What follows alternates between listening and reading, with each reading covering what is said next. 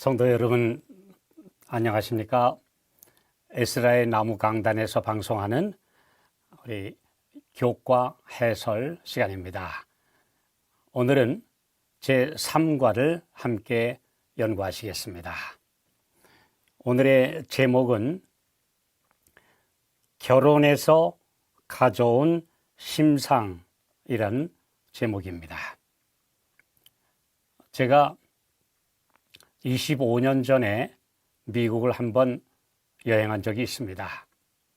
콜로라도 강에서 아름다운 배를 타고 경치를 즐기며 내려가고 있는데 그 강 중앙에 아주 작은 섬이 정말 낙원 같은 꽃동산이 있었고 그곳에서 여러 쌍의 신혼 부부들이 웨딩 촬영을 하고 있었습니다. 참 아름다운 장면이었습니다. 그래서 우리 모든 관광객들이 함께 사진을 찍고 정말 아름답다고 환호성을 지르고 있는데 갑자기 털보 선장님이 퉁명스럽게 한마디를 내뱉었습니다. 그만 분위기가 갑자기 웃음 섞인 소리로 변하고 말았습니다. 그 선장님이 뭐라고 했을까요? 그 선장님이 이렇게 말했습니다. 요즘 젊은이들 저렇게 행복한 것 같은데 내일은 싸우고 모레는 이혼하는 인간들이 너무 많아. 이런 말을 내뱉은 것입니다. 그 아름다운 신혼 부부들의 결혼 사진과 또 아름다운 장면을 보면서 그냥 마음껏 행복하기를 바라고 축하해 줘야 될 그런 상황에서 왜 이런 말까지 나오게 되었을까요? 오늘날 결혼이 너무 많이 깨어지고 있고 하나님께서 주신 이상이 너무 많이 망가져 버렸기 때문입니다. 그래서 오늘 우리 결혼에서 가져온 심상, 이미지들이라고 하는 오늘 3과 교과를 함께 연구하시면서 오늘 우리 교회가 또 우리가 교회의 일원으로서 예수 그리스도의 신부되는 그 아름다운 이미지를 우리가 회복할 수 있는지 우리 말씀을 통해서 다시 한번 생각해 보는 시간 되시기를 바랍니다.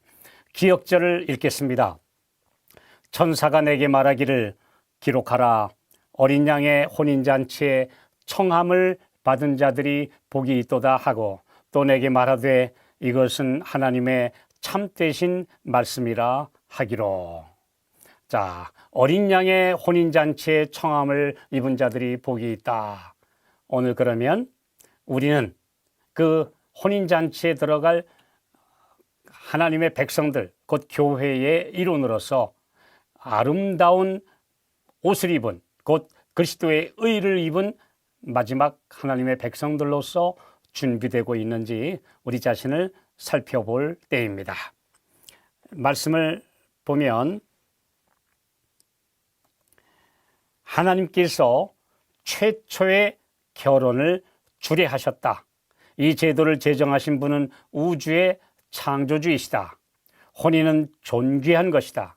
이것은 하나님께서 사람에게 주신 최초의 선물들 중에 하나였으며 범죄 후에 아담이 낙원문 저편에서 손수 가져온 두 제도 중에 하나이다 그랬습니다. 우리가 잘 아시는 대로 타락하기 전 에덴에서 하나님께서 그들의 행복을 위해서 두신 두 제도가 바로 안식일과 결혼 제도였습니다. 그래서 어떤 분들이 말하기를 안식일은 모세가 이스라엘 백성에게 가져다 준 제도이다. 십계명은 그때 준 것이다. 라고 말하는데 그것은 성경과 맞지 않는 말입니다. 그것은 이미 타락하기 전 에덴에 있을 때에 주셨던 하나님께서 주신 아름다운 행복을 위한 제도였다는 것을 우리는 다시 한번 기억해야 합니다. 우리가 예언을 해석할 때 성경 66권으로부터 여러 가지 자원을 사용합니다. 그래서 이번 기에는 우리가 하나님의 말씀 속에 나온 여러 가지 사건 또 모든 기록들을 통해서 먼저 암시 곧 넌지시 말해주시는 하나님의 음성을 듣게 됩니다. 그리고 이제 여러 가지 이제 이미지 형상들을 통해서 우리 마음에 새겨지는 하늘의 메시지를 우리가 보게 됩니다. 그리고 여러 가지 상징 곧 표상으로서 우리에게 말씀해 주시는 예언의 말씀을 듣게 되는데요. 그래서 이 모든 것들을 올바르게 잘 사용함으로써 우리가 난해하다고 생각되는 다니엘서나 요한계시록의 예언도 아주 어렵지 않게 우리가 이해하고 해석할 수 있게 됩니다. 이제 이번 과에는 결혼에서 가져온 이미지들이라는 우리 주제인데요. 사실 선남, 선녀가 만나서 아름다운 가정을 이루는 그런 행복한 모습 이면에 타락으로 왜곡되고 빗나간 그런 결혼 관계, 불륜 관계, 이런 것들 전체가 성경에 기록되어 있습니다.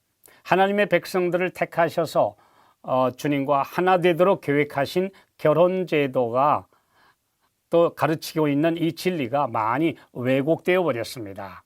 그래서 우리가 참 교회와 또한 타락한 교회를 가르는 그런 진리의 두 경계선에 이 결혼 제도에서 가져온 이미지가 지금 들어있다는 사실을 보게 됩니다.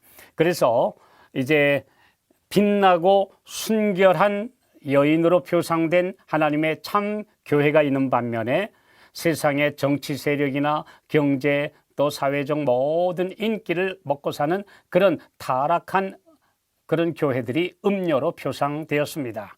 그래서 결국 새 예루살렘 성을 이루고 있는 참교회가 있는가 하면 마지막에 전 세계를 아우르는 종교연합 곧 큰 성 바벨론이라는 이미지가 함께 예언에 그려져 있는 것입니다.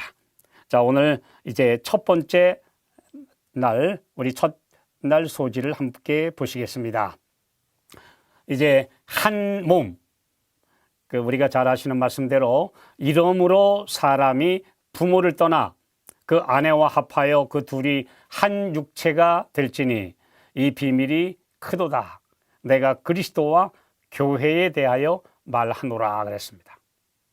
그러니까 아담과 하와를 통하여 한 몸이 되도록 하신 그 제도는 곧 그리스도와 교회와의 일치됨, 신성과 인성이 만나서 타락한 가운데서 구속함을 받아서 결국 신의 본성, 성품에 참여하게 된다고 하는 것을 우리에게 잘 가르쳐 주고 있는 것입니다.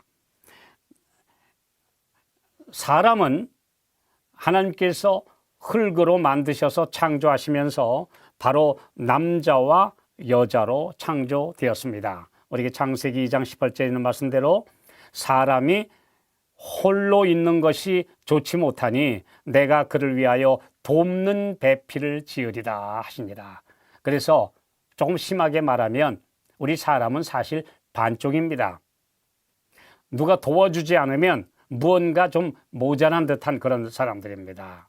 그래서 우리 영어로 연인들이 상대방을 부를 때 허니, 달링 이런 좋은 용어들도 쓰지만 가끔 이들이 뭐라고 말하냐면 my lost half, 그래서 내 잃어버린 반쪽이다 라는 그런 표현도 가끔 쓰는데 이것은 성경에서 가져온 사상입니다. 내 잃어버린 반쪽을 이제 찾았다 그렇게 말합니다.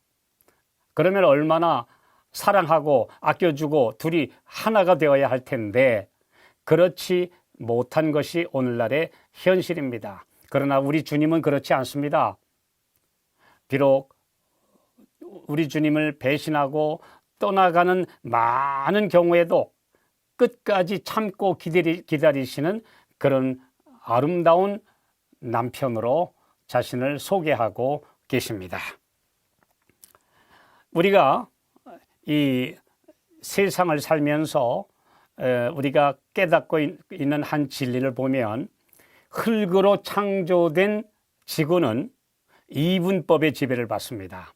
그래서 사람이나 동물이나 어느 것이나 남녀로 분리되어 있습니다. 또 낮과 밤으로, 빛과 어두움으로, 플러스와 마이너스로, 그리고 양과 음으로 이렇게 나뉘어져 있습니다.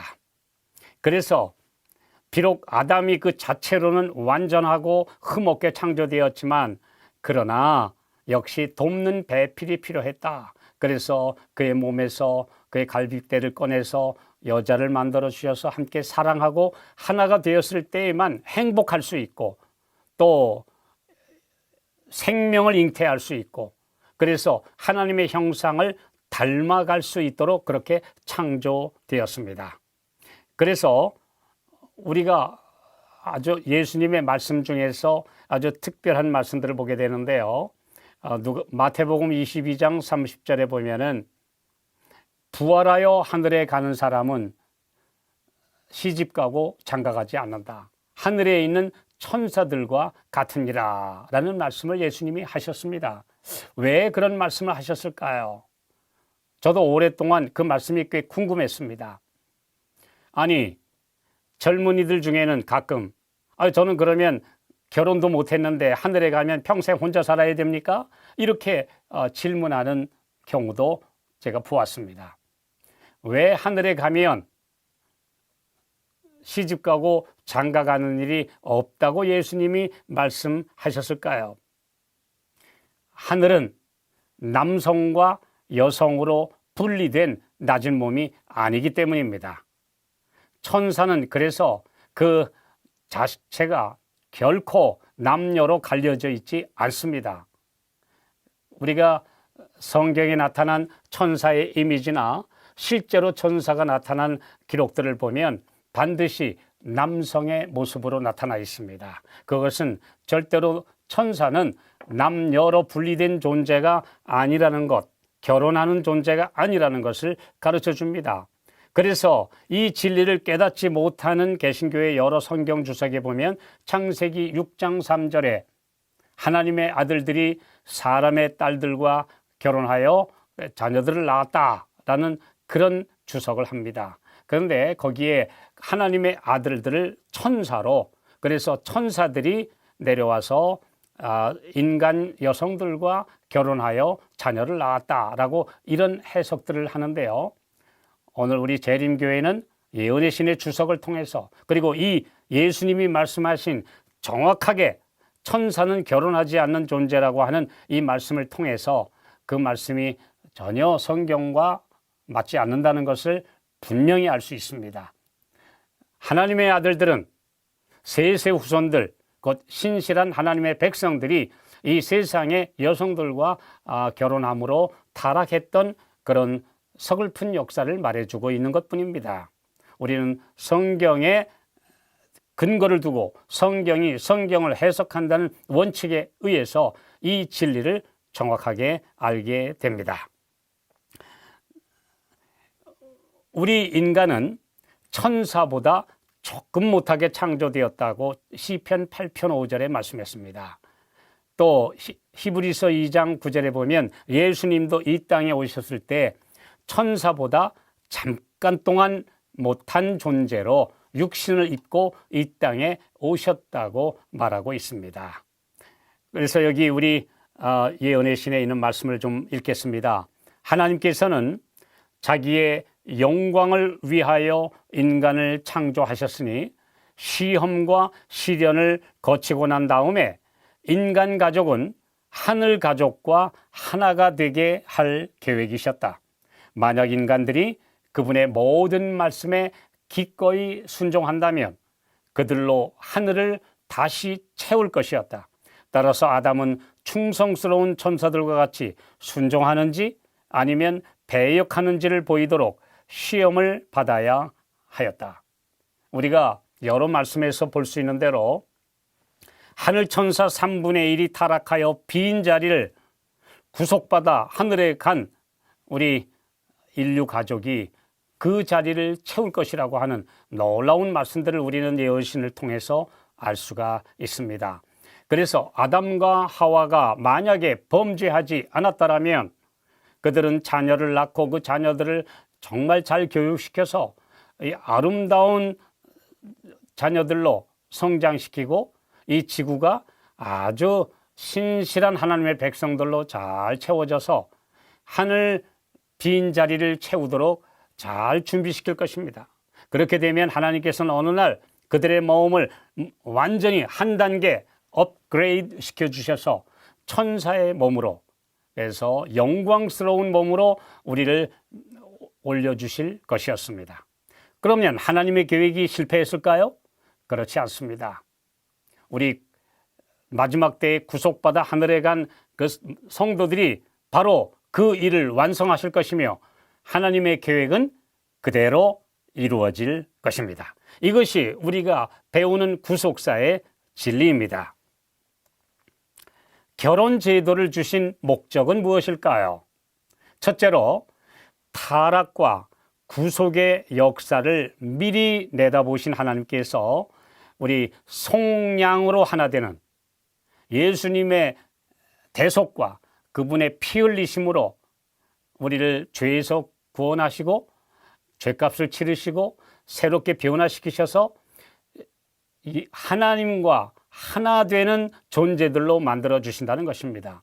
그래서 속량이라는 atonement라고 하는 단어를 분석해 보면 at one month 하나 되는다고 하는 진리입니다.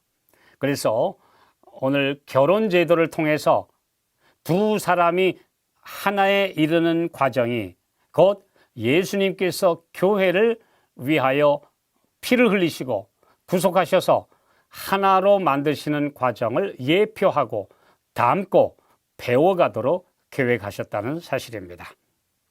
두 번째로는 인류를 신의 본성과 결합시키려는 높은 그 계획을 교육시키기 위해서 그래서 이제 상대방을 사랑하고 그 다음에 하나로 아껴주고 참고 인내하면서 둘이 하나가 되는 그런 훈련 과정을 위해서 결혼 제도를 마련해 주셨습니다. 그 다음 세 번째로는 남과 여 둘이 하나 되는 연습을 통해서 완전이라는 목표를 향하여 올라가는 훈련을 시키시는 것입니다. 물론 이 땅에서는 완전하지 못합니다. 그러나 예수님과 가까이 가면서 서로 스스로 정말 훈련받고 잘 다듬어져서 결국 하나됨이라고 하는 그 위대한 진리를 우리가 실제로 경험하게 된다는 것을 우리에게 가르쳐 주셨습니다. 자, 그러면 오늘 둘째 날 제목입니다. 둘째 날에는 아름다운 신부입니다. 우리 아가서 6장 10절에 있는 말씀 읽겠습니다. 아침빛같이 뚜렷하고 달같이 아름답고 해같이 맑고 기치를 버린 군대같이 어미한 여자가 누구인가? 우리 주님께서 사랑하시는 교회를 이렇게 아주 최고의 찬사로 우리 이렇게 표현하시고 계십니다. 그런데 계시록 12장 1절에 보면 아름답고 빛난 여인이 있는데 해를 옷 입은 여인이라고 표현하고 있습니다. 자, 우리가 계시록 12장 1절에 이 순결한 여인을 보통 그림으로 표상하면서 아름다운 여성을 그리는데 사실은 요한계시록 12장 1절의 말씀과는 조금 맞지 않습니다. 왜 그러냐 하면 해를 옷 입었기 때문에 오직 빛난 모습만 보이지 그가 눈이 아름다운지 코가 큰지 작은지 또는 그가 신체의 어떤 부분이 조금 부족한지 예쁜지 이런 부분이 적나라하게 드러나지 않는다는 사실입니다. 분명히 말씀을 읽어보시면 해를 옷 입었습니다. 사도 바울도 그리스도 예수의 사람들은 그리스도를 옷 입었다고 그랬습니다. 그리고 로마서 13장 11절로 13절에도 오직 주 예수 그리스도로 옷 입으라 그랬습니다. 예수님을 옷 입으면 예수님만 보여야 합니다. 그러므로 지상의 교회는 흠도 점도 주름 잡힌 것도 없는 완전에 도달한 적이 별로 결코 없었습니다. 오직 예수님이 그 모든 허물을 덮어주시고 가려주시고 그분의 의로 우리를 감싸주시기 때문에 완전하게 되는 것입니다. 결코 인간은 이 세상에서 절대 완전에 도달할 수 없습니다. 오직 예수님이 입혀주시는 의만으로 우리는 완전하게 될 것입니다. 에스겔 16장 4절로 14절에 묘사된 대로 이스라엘은 정말 갓난아기 때 피투성이로 버림받은 아주 형편없는 존재였습니다. 그런데도 예수님은 우리 이스라엘을 데려다가 키워서 잘 가꾸어서 결국 아름다운 신부감으로 만드셔서 그분의 아내로 삼으신다라고 이렇게 표현하고 있습니다. 그러므로 오늘 우리가 완전이라는 이 빛난 목표를 향해 가는 그리스도인들은 매일 우리 주님을 닮는 연습을 합니다. 그러나 우리 스스로 도달하는 완전은 결코 없습니다. 주님은 그렇게 만들어 주실 것인데요, 우리가 끝까지 예수님 안에 있으면 재림전 심판에서 우리 주님은 우리의 점과 흠과 모난 것, 부족한 것들을 다 씻어주시고 완전하게 해주셔서 우리의 모든 허물을 도말하심으로 완전케 해 주실 것입니다. 그러므로 우리는 믿음의 주요 또 온전케 하시는 예수님만을 바라보아야 합니다. 그래서 여기 목사에게 보내는 증언 61쪽에 있는 말씀입니다. 믿음으로 말미암는 의란 무엇인가? 그것은 인간의 영광을 티끌 속에 내던지고 인간이 스스로의 힘으로는 할 수 없는 것을 인간을 위해 행하시는 하나님의 역사이다. 참으로 귀한 말씀입니다. 오직 예수님, 그분이 내 안에서 이루시는 일, 이것이 바로 우리의 유일한 희망이며 우리가 하늘에 갈 수 있는 필요 충분 조건입니다. 셋째 날 우리 한번 보겠습니다. 호세아의 음란한 아내. 구약의 선지자들은 가끔 그 백성들에게 실제적으로 보여주는 그런 모습을 통해서 진리를 가르쳐 주기 위해서 자신이 정말 그 당사자가 되어서 그 어려운 일들을 직접 보여준 적이 여러 번 있습니다. 이사야는 열국이 정말 수치를 당하고 끌려갈 것을 표상하기 위해서 3년 동안 속옷만 입고 맨발로 다니라고 하는 하나님의 명령을 받은 적도 있습니다. 호세아에게 하나님께서는 저 술집의 작부가 돼서 창녀가 된 그 여자를 데려다가 아내를 삼고 자녀를 낳으라고 하는 명령을 주셨고, 실제로 호세아는 그 말씀에 순종해서 타락한 여성인 고멜을 아내로 취했습니다. 그런데 이 고멜은 그 남편이 그렇게 사랑을 베품에도 불구하고 자녀를 낳았음에도 불구하고 여전히 그 창녀 시절을 그리워하고 자꾸 또다시 그곳으로 가서 스스로 팔려버렸습니다. 그런데 그때마다 하나님께서는 호세아에게 가서 돈을 주고 빼워서 속량해서 다시 데려다가 아내로 삼으라고 하는 정말 참기 힘든 그런 명령을 주셨습니다. 참으로 호세아는 하나님의 뜻을, 하나님의 마음을 그 백성들에게 알려주기 위해서 정말 희생하고 또 희생하고 그리스도의 정신을 닮으려고 노력했던 선지자임에 틀림없습니다. 그런 정말 맨 인간 밑바닥까지 간 그런 여성을 사랑해야 하는 그 호세아의 심정이야말로 하나님의 마음을 조금이라도 잘 보여준 그런 이야기입니다. 이제 이스라엘 백성도 마찬가지로 하나님의 뜻대로 잘 부르심을 받았고 이제 택하심을 입어서 이제 출애굽하여 가나안의 나라를 세우고 이제 하나님의 택한 나라로서 만방에 빛이 되도록 세우심을 받았지만 결국 그 나라가 점점 더 이방을 닮아서 타락했습니다. 이것은 영적 간음이었고 완전히 창녀가 하는 짓들이었습니다. 특별히 북방 이스라엘은 아합이라는 왕이 이제 바알 선지자의 대제사장의 딸인 이세벨이라는 여성과 결혼함으로 북방 이스라엘을 파멸로 이끌었습니다. 바로 그때에 배도가 가장 극성을 부리던 이 시기에 갑자기 혜성같이 등장한 하나님의 선지자가 엘리야였습니다.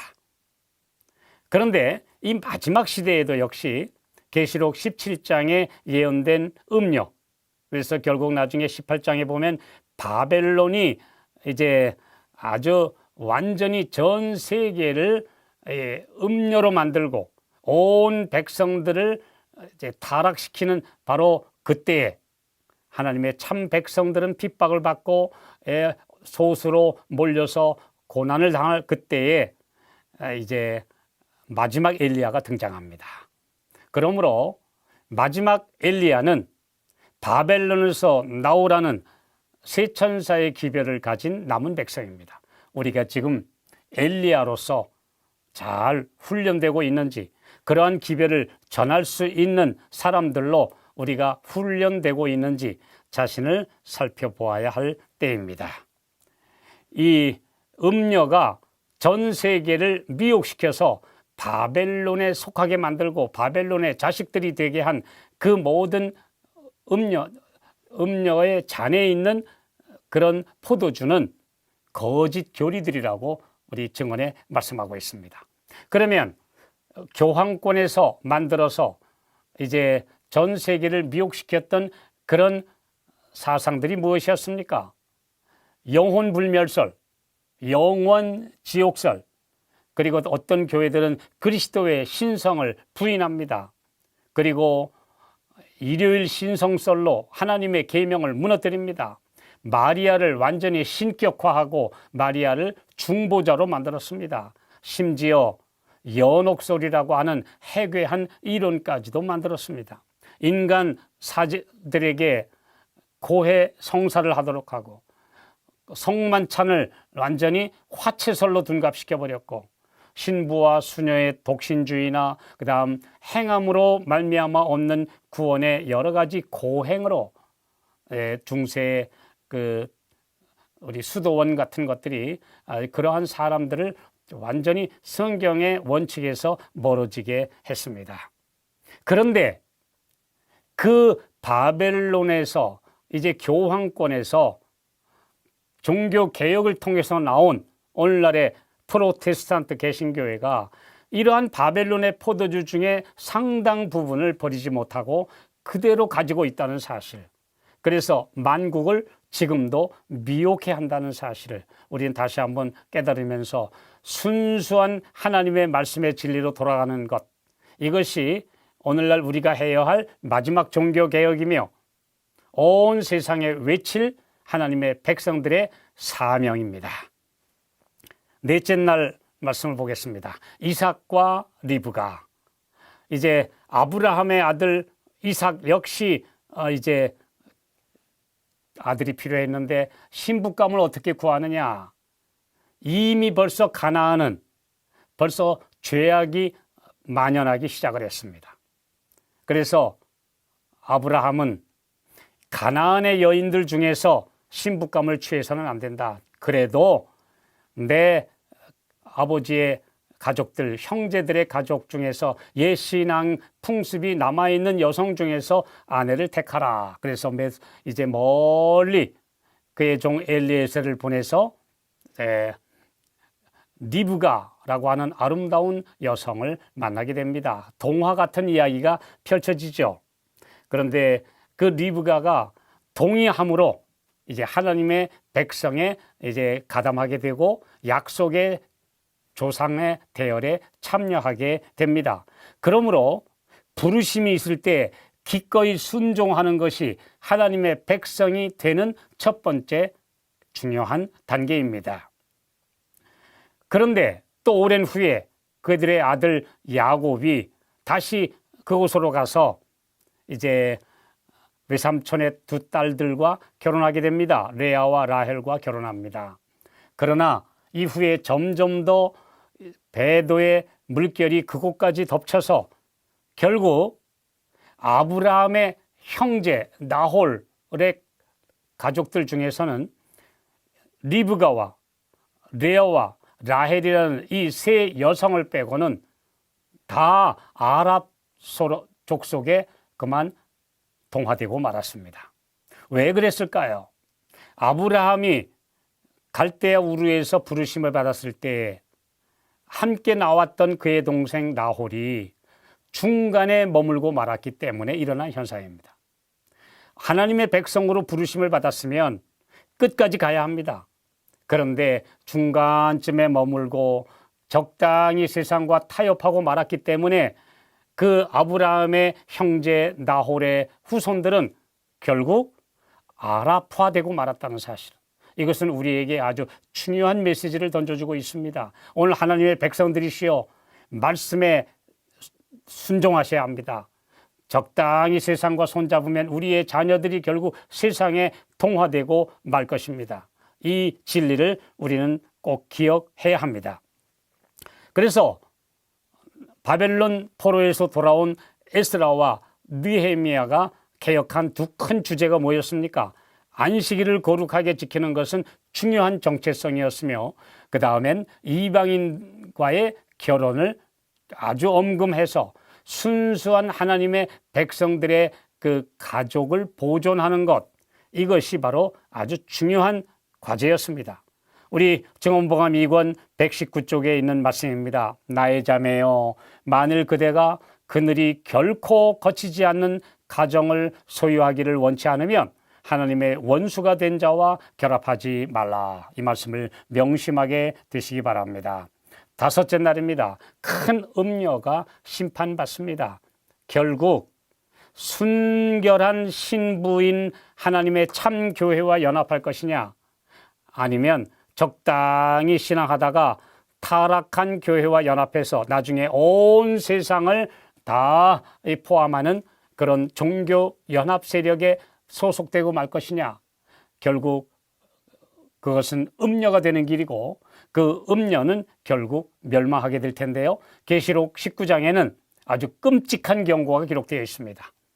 어린 양의 혼인잔치에 참여하는 사람들은 복이 있는 반면에 이와 대조되는 멸망의 자식들로 결국 죽은 시체를 뜯어먹는 그런 독수리와 맹금류들의 잔치가 벌어진다는 사실.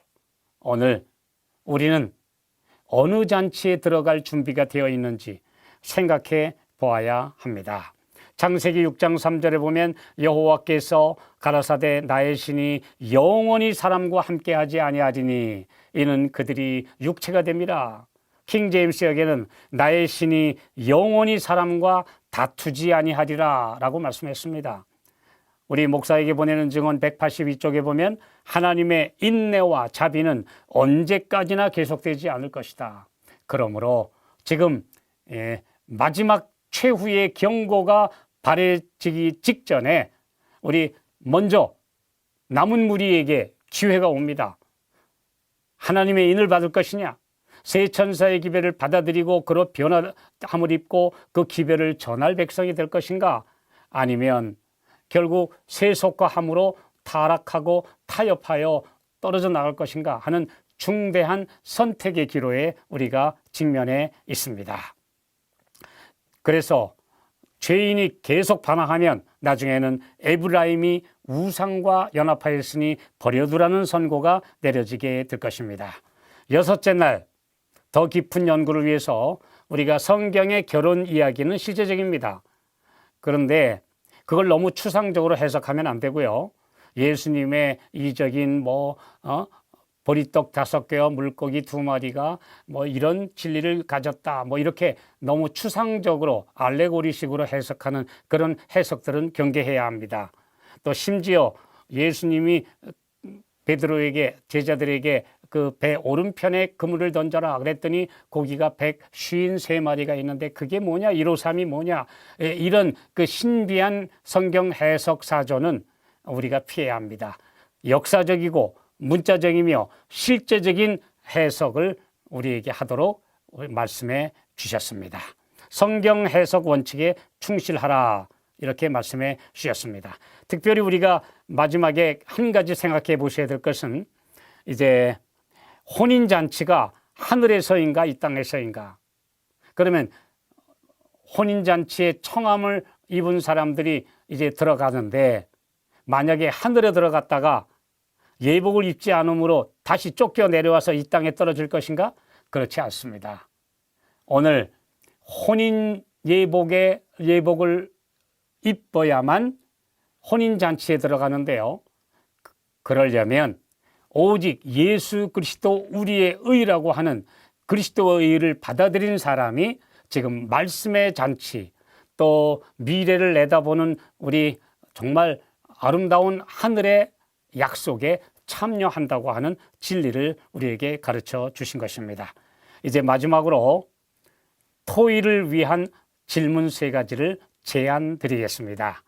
첫째로는 예수님이 가나에서 첫 번째 하신 이적인 그 물로 포도즙을 만드신 것은 포도즙입니까? 포도주입니까? 그리고 이것은 어떤 영적인 의미가 들어 있습니까? 라는 문제입니다. 두 번째로는 예수님은 어린 양의 신부인 교회의 남편으로서 그 자녀들인 성도들의 아버지가 되시지만 또 우리의 맏 형님도 되십니다. 그분은 신성으로는 우리의 아버지이시고 인성으로는 우리의 맏 형님이 되십니다. 이 진리를 한번 이해하시고 함께 나누게 되시면 감사하겠습니다. 세 번째로, 아까 제가 말씀드렸는데요, 천국에서는 결혼하는 일이 없고 천사와 같다고 하는 그 예수님의 말씀의 의미를 다시 한번 이해하시고 함께 나누시면 참 좋은 토의가 될 것이라고 생각합니다. 오늘도 이 교과 해설 시간을 잘 시청해 주신 우리 성도 여러분, 대단히 감사합니다. 주님과 함께 행복한 한 주일을 보내게 되시기를 바라면서 말씀을 마치겠습니다. 감사합니다.